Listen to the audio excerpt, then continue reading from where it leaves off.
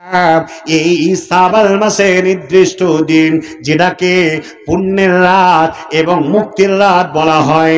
বেশি বেশি নফল ইবাদত, নফল সালাত আদায় করবে, বেশি বেশি করে তারা সিয়াম রাখবে, কোরআন তেলাওয়াত করবে, মানুষের ভাগ্য পরিবর্তন হয়ে যাবে। আল্লাহর কসম করে বলছি, বিশ্ব নবীর এমন কোন নীতি আদেশ কোরআনে নেই, আল্লাহর নবীর এমন নীতি নেই যেটা বিশ্ব নবী করে নাই, যেটা সাহাবারা করে নাই, যেটা তাবেঈরা করে নাই, সালফে সালেহিনরা করে নাই। পৃথিবীর কোন এই তিনটি জামানা করেনি, খায়রুন নাস করেনি। বিশ্ব নবী তিনটি জামানাকে উত্তম জামানা বলেছেন। একটা হলো সাহাবাদের জামানা, দুইটা হলো তাবেঈদের জামানা, তিনটা হলো তাবেঈদের জামানা। ও আমার আজকের এই কালীগঞ্জ অত্র এলাকা থেকে যারা এসেছেন, মারে আমার, বেটিরা আমার, এইগুলোকে ভালো করে শুনে যাও। কোনদিন এই যতগুলো মানুষ এসেছেন ভালো করে শুনে যান, এই যে একই নিয়মের মধ্যে এই যে হাদিস আর কোরআন আর সাহাবী তাবে কেউ কোনদিন এই শবে বরাতের রোজা কেউ পালন করে নাই। কেউ যদি আপনি করেন, আল্লাহর কসম করে বলছে কত গুনাহ হবে। বিশ্ব নবীর একটি হাদিসের উদাহরণ দিয়ে আপনাকে, সুদ, আল্লাহ রাব্বুল আলামিন বলছেন লা তাকরাবুর রিবা, লা তাকুলুর রিবা, তোমরা সুদ খেও না। সুদের প্রকার কটা আমরা জানি, ৭০ জুজআন, সুদের স্তর হলো ৭০টা। তার মধ্যে আলেম উলামারা বলে, আমরা বলি, বিশ্বনবী বলেছেন সবচেয়ে একটি ছোট্ট স্তর হলো এই সুদ খাওয়া, নিজের মায়ের সঙ্গে জিনা করা সমান গুনাহ। কথা ঠিক কিনা? জানি তো আমরা। ভাইরা আমার, বন্ধুরা আমার, শবে বরাতের রোজা যদি কেউ করে, শবে বরাতের রোজা যদি এই নিয়তি নেকি হবে, জাহান্নাম থেকে মুক্তি দেওয়া হবে, এমন মানসিকতায় যদি কেউ রোজা রাখে, তাহলে জেনে রাখবেন, বেশ্যাখানায় কোন নারীর সঙ্গে যদি সারা রাত ধরে তার সঙ্গে যদি সহবাস করেন, জিনা করেন, যত গুনাহ হবে তার চেয়েও বেশি গুনাহ হবে এই শবে বরাতের রোজা রাখলি। ভাইজান, এই সমস্ত নীতিগুলো পেলেন কোথায়? একটি জিনিস জেনে রাখবেন, বিদআত কাকে বলে। হাদিস কোরআন অনেক শুনছেন, বিদআত কাকে বলে? বিদআত আমরা জানি না। বাংলা ভাষায় বিদআতের সংজ্ঞা হলো আনোখা জিনিস, আনোখা চিজ। আনোখা মানে নতুন। শরীয়তের মধ্যে কোন নতুন জিনিসকে সৃষ্টি করার নাম হলো বিদআত। বিশ্ব নবী বলে দিয়েছেন কুল্লু বিদআতিন দালালা, প্রত্যেকটা বিদআত হলো গোমরাহ, কুল্লু দালালাতিন ফিন্নার, আর প্রত্যেকটা গোমরাহ যাবে জাহান্নামে। যেটা বলা যাবে না, সুবহানাল্লাহ। মুখ খুলে আপনারা বুঝেন কথা। এছাড়াও আরেকটা আপনাকে মসলার কথা বলে দিই, কোন মানুষ যদি ইবাদতের ক্ষেত্রে, বিদআত অন্যান্য ক্ষেত্রের প্রসঙ্গ আমি বাদই দিলাম, যদি কেউ নেকির আশায়, ইবাদতের মধ্যে যদি কেউ নেকির আশায় বিদআত করে, মনে করেন মাগরিবের নামাজ হলো সালাসা রাকাতিন, ৩ রাকাত। এখন তর্কের খাতির আপনি ৪ রাকাত পড়বেন কেন? সেটা তো ভালো কাজ, নামাজ তো ভালো কাজ। দাঁড়াচ্ছি কার কাছে? আল্লাহর কাছে। দাঁড়াচ্ছি কোন দিকে? পশ্চিম দিকে। সিনায় হাত বাঁধছি, রফুল এদের, রুকু সুজুদ, সূরা ফাতিহা পড়ছি, রুকুতে সুবহান রাব্বিয়াল আযীম বলছি, সিজদায় সুবহান রাব্বিয়াল আলা, তাশাহুদে আত্তাহিয়াতু পড়ছি। জি, ভালো না? ভালো না? এই নিয়াতে যদি কেউ করেন, পৃথিবীতে যত আমল করেছিলেন, যত আমল আপনার ঝোলাতে আল্লাহর কাছে জমা রেখেছিলেন, এই ৩ রাকাতে ৪ রাকাত করার কারণে এক নিমিষে আপনার সমস্ত নেকিগুলো বাতিল, সমস্ত আমলগুলো বাতিল হয়ে গেছে। সুবহানাল্লাহ। শবে বরাতের রোজাকে সিয়াম একটি ইবাদত। সিয়াম রাখলে নেকি হয়, সিয়াম রাখলে নেকি হয়। আমি বলি, রোজাদারের দুটি খুশি, একটা ইফতার আর একটা পরকালে আল্লাহর সঙ্গে দিদার। আর একটা হলো ইফতার করার সময় সারাদিন শুকিয়ে থেকে আনন্দের খাওয়া। এর থেকে আনন্দ, এর থেকে ভালো লাগা আর পৃথিবীতে কিছু নেই। রোজাদারদেরকে আল্লাহ ডাইরেক্ট সাক্ষাৎ করবেন। রোজা একটি ইবাদত। এই ইবাদতের মাঝে যদি নেকি সাধনের আশায় যদি অনির্দিষ্ট দিনে জাহান্নাম থেকে মুক্তি হবে, এই রাতে বেশি বেশি ইবাদত করতে হবে, এই মানসিকতায় যদি কেউ রোজা রাখেন, তাহলে আপনার বিগত দিনে যত আমল ছিল সমস্ত আমল দেখবেন সব খালি হয়ে গেছে। এখন যত গুনাহ আছে একটা গুনাহও কমে নেই, বাকি থাকলো আপনাকে ইবাদত করে করে করে গুনাহ থেকে বেশি না করলে জান্নাত যেতে পারবেন না। তাহলে আমাদের ইমানি জাযবা বাড়াতে হবে। এজন্য দিনের জ্ঞান, দিনের বোঝ আপনার ভিতরে রাখতে হবে। হাদিসের অনুবাদটা করি, তারপরে এগিয়ে আসি। হযরত আবু হুরায়রা রাদিয়াল্লাহু তাআলা আনহু তিনি বলছেন, আল্লাহর রাসূল পৃথিবীর মাঝে কোন ব্যক্তি সবচাইতে বেশি সম্মানিত আল্লাহর কাছে? মান আকরামুন নাস। বিশ্বনবী বললেন,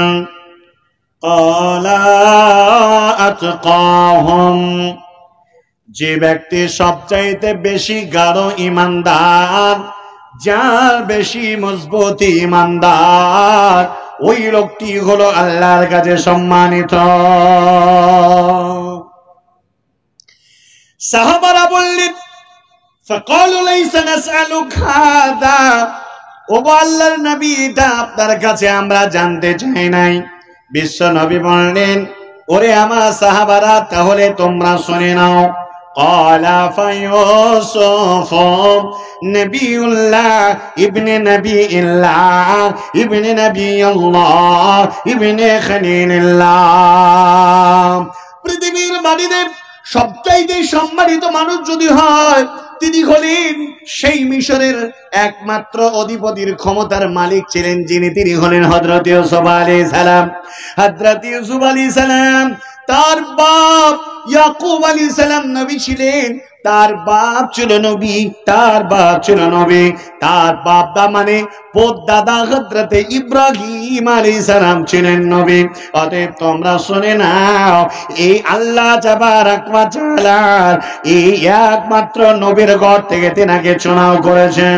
ভাইরা আমার, সেই পরে সাহাবারা বললেন, ফাকালু লাইসা নাসালুকা ইয়া রাসূলুল্লাহ, ও আল্লাহর নবী গো, এটা আমরা জানতে চাই নাই। আল্লাহর নবী বলছেন, ক্বালা ফাআন মা দীনিল আরাব আতাসআলুনি খিয়ারুহুম ফিল জাহিলিয়াতি ওয়া খিয়ারুহুম ফিল ইসলাম ইরফাকাহু। আল্লাহর নবী বললেন, ওই লোকটির কথা তোমরা আমাকে জিজ্ঞাসা করছো, যে লোকটি জাহালাতের জামানায় ছিল উত্তম, ইসলামী সংবিধান, ইসলাম স্বাধীন হওয়ার 8ম হিজরির পরও যদি সে লোকটা উত্তম, বাবারে ইরফাকাহু, যদি তার ভিতরে দ্বীনের জ্ঞান থাকে, যদি তার ভিতরে দ্বীনের বোঝ থাকে, হে আমার আজকের লাভা কালীঘাট আর এই কালীগঞ্জ কোরিয়াল এলাকার মানুষেরা, মা বোনেরা আমার, একটি কথা জেনে রাখেন, আল্লাহ তাবারাক ওয়া তাআলার জমিনে যতক্ষণ বেঁচে আছেন, কংক্রিট ইবাদত আপনাকে করতে হলে, আল্লাহকে সন্তুষ্ট করতে হলে, আল্লাহর জান্নাতকে লাভ করতে গেলে আপনাকে সর্বপ্রথম দ্বীনের জ্ঞান আপনাকে জানতে হবে।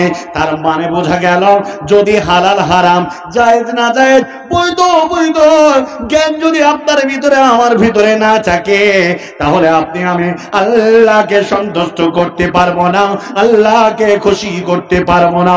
এই জন্য শুনে নেন, মহান আল্লাহ তাবারাক ওয়া তাআলার সন্তুষ্টি অর্জন করতে হলে সর্বপ্রথম আপনাকে মুত্তাকি হতে হবে। পৃথিবীর দুর্দশা দেখেছেন? বাতিল শক্তি, বেয়াদব, অসহায় যারা ধূর্ত লোকেরা, আজ অহিতুক তারা বেদাত কাজে এমন ভাবে তারা মেতে আছে। বাংলাদেশের, পাকিস্তানের, ভারতের বিভিন্ন জায়গায় আপনারা দেখতে পান না, কি বলে? আল্লাহ আল্লাহ আল্লাহ। জিকির করে না করে না? কথা বলেন না, জিকির করে না করে না? আল্লাহ আল্লাহ আল্লাহ আল্লাহ। পৃথিবীর কোন কিতাবে আল্লাহ আল্লাহ আল্লাহ আল্লাহ বলে কি কোন জিকির আছে? কেউ দেখাতে পারবে? কেউ দেখাতে পারবে না। তারপরেই তারা অসম্মান ধমক দিয়ে কথা বলে আল্লাহ আল্লাহ। সেদিনই দেখছিলাম আবু তাহা, এই তহা সিদ্দিকী ফুরফুরার ভালো শীর্ষ ক্ষমতার অধিকারী একজন পীরের ঘরের পীরের বেটা পীর, তো বসে থাকতে থাকতে আল্লাহ চিৎকার করে উঠল, বলে আল্লাহ আল্লাহ আল্লাহ আল্লাহ। পৃথিবীতে কোনোদিন আল্লাহ আল্লাহ বলে করে জিকির নেই। এখন একটা কথা হলো, এখানে সভাপতি মহাশয় বসে আছেন, আজকের সাদারা চরম সম্মানের পাত্র। এখন সভাপতি মহাশয়কে যদি আমি সম্মান দিয়ে বলি ভাই সভাপতি মহাশয়, এটা কেমন? আর যদি বলি সভাপতি মহাশয় ভালো আছেন, আমি যদি বলি এই সভাপতি মহাশয় ভালো আছেন, কেমন? এটা কত অসম্মান। আল্লাহ তাবারাক ওয়া তাআলা জিকির আজকার করতে গিয়ে যদি আপনি আল্লাহ করে উঠেন, আল্লাহ তাবারাক ওয়া তাআলাকে ধমক দিয়ে কি সন্তুষ্ট করা যায়?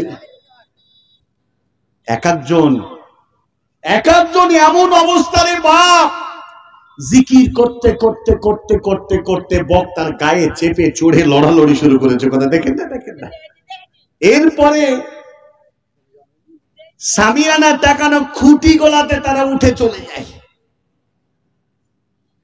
এগুলো শরীয়তের মধ্যে বড় ভণ্ডামি। এজন্য আমি আপনার কাছে বলতে এসেছি, যতগুলো কথা, প্রকৃত যদি মুসলিম হতে হয়,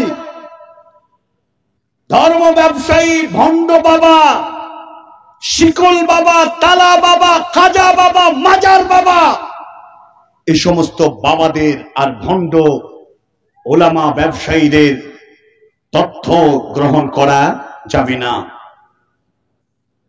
এক আল্লাহর কাছে যদি আপনাকে নত শির নত জাম হতে হয়, দিহরি কোরআন এবং আমাদের হাদিস, বিশ্বনবী জনাবে রাসূলুল্লাহ সাল্লাল্লাহু আলাইহি ওয়াসাল্লামের যেটা বলেছেন তার এক রতি বেশিও করা যাবে না, তার কমও করা যাবে না। এই জন্য আমি আপনার কাছে বলতে চাই, এটা হলো সেই শাবান মাস। এই শাবান মাসে একজন মুসলিম তার পরিচয় দিবে। এখন আপনার মাল, আপনার ঈমান, আপনার আমলকে আল্লাহ জমা করছেন পরকালের মাঠে।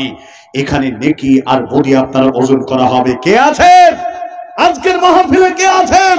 আজকের যে জলসা, এই জলসাকে কেন্দ্র করে আজ রাতে, গত রাতে কে কদম তাহাজ্জুদ পড়েছেন?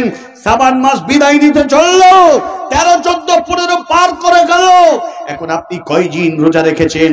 আপনি কয়দিন তাহাজ্জুদের নামাজ পড়েছেন? কয়দিন কোরআন তেলাওয়াত করেছেন? কয়দিন আল্লাহকে সন্তুষ্ট করেছেন? এই আমল আপনার যদি টাকা আপনি দান ও খায়রাত করেছেন, আজকে আপনার কাছে এত বড় সুবর্ণ সুযোগে মাদ্রাসা, এই মাদ্রাসায় 10, 20, 50, 1000, 2000, 5000, 10000, 20000 করে আপনার দান চাইছে মানুষেরা এই মাদ্রাসার জন্য। এটা তো আপনার সবচাইতে সৌভাগ্যের শীল। এটা হলো সৌভাগ্যের বিষয় যে আজকে জান্নাতকে আমাকে লাভ করতে গেলে আল্লাহ সন্তুষ্ট করতে হবে। আল্লাহ সন্তুষ্ট অর্জন করতে গেলে আমাকে আমলে আখলাকের ওজনে দাড়ি পাল্লা আমাকে ভারী করতে হবে। আমার নেকি কেন? প্রতিদিন ফেরেশতারা আমার আমলকে আল্লাহর কাছে পরিমাপ করার জন্য সেখানে জমা করে রাখেন। এজন্য একটি হাদিস আমি আপনার সামনে বলি, যদিও হাদিসটা শুনেছেন অনেকেই, তারপরও আমি হাদিসটা শুনি। বিশ্বনবী জনাবে রাসূলুল্লাহ জোরে বলেন সাল্লাল্লাহু আলাইহি ওয়াসাল্লাম, তিনের সাহাবারা এত লালচ জান্নাতের জন্য, এত তন্ময় হয়ে বিশ্বনবীর কথা শুনতেন। বিশ্বনবীকে বলতেন, ইয়া রাসূলুল্লাহ, ইয়া হাবিবাল্লাহ, আপনি যে কথাগুলো বলেন আমরা সেই কথাগুলো অক্ষরে অক্ষরে পালন করার চেষ্টা করি। এমন মজলিসে একজন সাহাবা ছুটে এলেন যার নাম হযরত আবু দাহদা রাদিয়াল্লাহু তাআলা আনহু, এবং একজন এতিম সাহাবা ছুটে এলেন, তার সাথে আরো প্রমুখ অনেক সাহাবারা ছিলেন। একজন এতিম সন্তান, এক ছেলে সাহাবী বিশ্বনবীর দরবারে এসে হাজির। আল্লাহর নবীকে বলছেন, ইয়া রাসূলুল্লাহ, আমার একটা খেজুরের বাগান ছিল, ওই খেজুরের বাগানে সকাল বেলায় যখন আমি খেজুর কোড়াতে যাই, তখন পাশের বাগানের খেজুর আমার বাগানে পড়ে ছুটে আসে। এই খেজুরগুলো কুড়িয়ে নেই। মনের ভিতরে আমার একটি কনফিউজ তৈরি হলো যে আমার এটা ভুল হয়ে যায়, অতএব তার বাগানের খেজুর আমার বাগানে যেন ছুটে না আসে, তার জন্য একটা আমাকে প্রাচীর করে দিতে হবে। আমি আমার জমিনটাকে মাপলাম, আমি আমার প্রাচীর সোজা করার চেষ্টা করলাম, কিন্তু দেখা গেল আমার প্রাচীরের মিডিলে আমার পাশের বাগানের ভাইয়ের একটি খেজুরের বাগান। আমি ভাইকে বললাম, ও ভাইজান, আপনি খেজুরের গাছটা আপনি কেটে নেন, তাহলে আমার প্রাচীরটা সোজা হয়ে যাবে। কোনো মতে রাজি হলো না। আল্লাহর নবীর কাছে চলে এলো, ইয়া রাসূলুল্লাহ, আমার বাগানের খেজুর কোড়াতে যায়, সকাল বেলায় দেখা গেল ওই বাগানের খেজুর চলে আসে। আমার বড় ভয় হলো, আল্লাহ তাবারাক ওয়া তাআলা একটা খেজুরের জন্য যদি আমাকে পাকড়াও করে কি জবাব দেব, যার কারণে প্রাচীর দেওয়ার মনস্থির করলাম। দেখলাম রাস্তার মধ্যে একটা খেজুরের গাছ অপর বাগানের মালিকের ভাইয়ের। ওগো আল্লাহর রাসূল, কেটে নিতে বললাম, তবুও সে কেটে নিল না। দয়া করে আমি আপনার কাছে বলতে চাই, আমি একজন এতিম সাহাবা, আপনি যদি খেজুরের গাছটার ব্যবস্থা করে দিতে পারেন, তাহলে আমার বাগানটা নিয়ে আমি স্বস্তির নিঃশ্বাস পেয়ে আল্লাহ সন্তুষ্ট অর্জন করতে পারবো। বিশ্বনবী ডাকলেন, ও সাহাবা শোনো, গাছটা কেটে নাও, আর তুমি যদি একটা কাজ করো, ওই গাছটা যদি কেটে নিয়ে এতিমকে তুমি দান করে দাও, তাহলে আমি আল্লাহ হাবিব তোমার জন্য জান্নাতে একটা এইরূপ খেজুরের গাছের আমি জামিনদার হয়ে যাব। কোন উত্তরের কোন জবাব পাওয়া গেল না। হয়তো জবাব দিতেন কি দিতেন না সেটা পরের কথা। বন্ধুরে আমার, বিশ্ব নবীর কাছে কোনো জবাব এলো না।